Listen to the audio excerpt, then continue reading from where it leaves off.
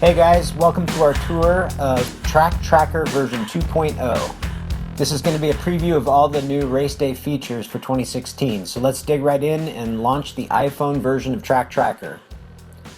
We're going to, for the purposes of this demo, select Race Day from the creation menu. Now, that's going to bring up several fields that weren't present in version 1.0 of the app. We will start with the date, so I'm going to go ahead and create one for my next race, which is January 9th and 10th of 2016. I will choose my home track from the pull-down menu, which, by the way, has 28 built-in tracks and track maps, and an option to add your track if we missed it. I'll select our sanctioning body, which is CVMA, and put in my race number. I rent a transponder, so I'll add that later. And we'll hit Create to add the race to our database. Right off, we can select the motorcycle page and add in the bike I'm racing.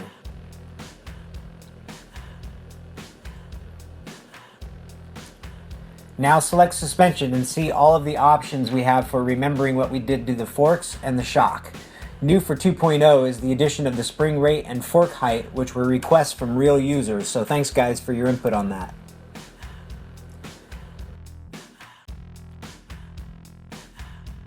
Tires. Always something you want to remember. We have the main brands already in the first drop-down menu. I'm running Dunlops and I'm using the slicks, so in the model I'll put KR448 and 449 in the space provided. New in version 2.0 is the expansion of the compound drop-down to include more options, including now super soft and asymmetric compounds. There's also a field for adding what you set your tire warmers to for that particular tire.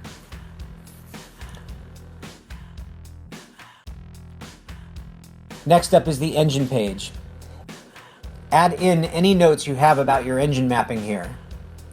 Along with that, you can pick what fuel you're running, if it's pump gas or race fuel, and what gearing you went with.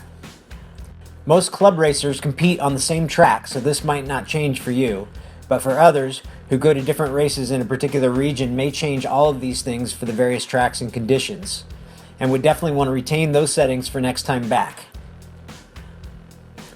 Lap times and practice times has been completely reworked for 2016, so now you can add in how many practice laps you did in a session, and it's now separate from qualifying lap times. As before, you can select what method you're using to get these times from the drop-down list. Qualifying is way more in-depth as you really only have one session. You can input up to 8 individual laps, your best lap, average lap, and ultimately what position you qualified for in the race. Race results. Well, how'd you do? This is also new for version 2.0, and we've provided space enough for 2 classes. If you're running more than that, it's probably on a completely different bike, so feel free to create a whole new entry for your leader bike or your 250. As you can see, we provided everything you could want as far as particulars on how you finished, including your position, your points, how many laps, your fast lap time, and your average lap time. Common to both the race day and the track day side of the app are things like weather, track notes, and cameras.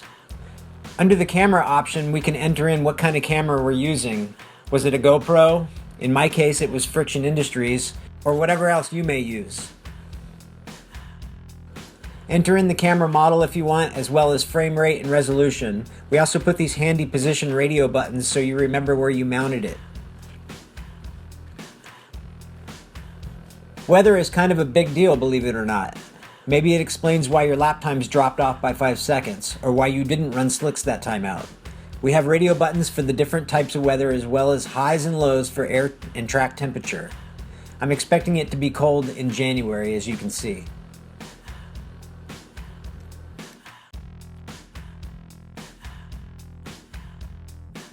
Under track notes is where you can get a basic map of your track. You can select which direction you were running that weekend and add in any notes so you remember the next time. I'm now going to show you a really handy feature of Track Tracker. That is the clone feature. If you are always using the same settings at a particular track or doing 2 consecutive days, you probably don't want to re-input all of that data when most of it is duplicate.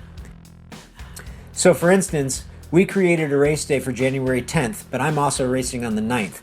So I'll select the recall button instead of create, and I will find my entry for the 10th in the list. Notice the little checkered flags? Those indicate a race day as opposed to a regular track day. I'll select the entry for January 10th and hit the clone button. Right away I have to select the race day button at the top of the page and change that date to the 9th. Now I have a duplicate entry with all the same settings as on the 10th. Hit the back button twice and then select recall again. You'll now see there is a new race day dated the 9th along with the one dated the 10th. Now you can select that new race day and change only what actually changed on that day. Like this day, I hope to win instead of getting second.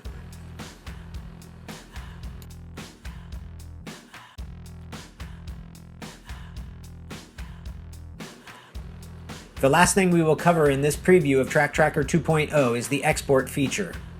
Go ahead and recall any of the stored entries in the app. Select the top button, which will either say Race Day or Track Day, and go to the bottom of that page. Press the Export Data button.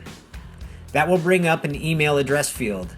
Simply enter your email address and click Send. This will send a spreadsheet with all of your data to your computer, and you can print it or just save it. Track Tracker version 2.0 is available now.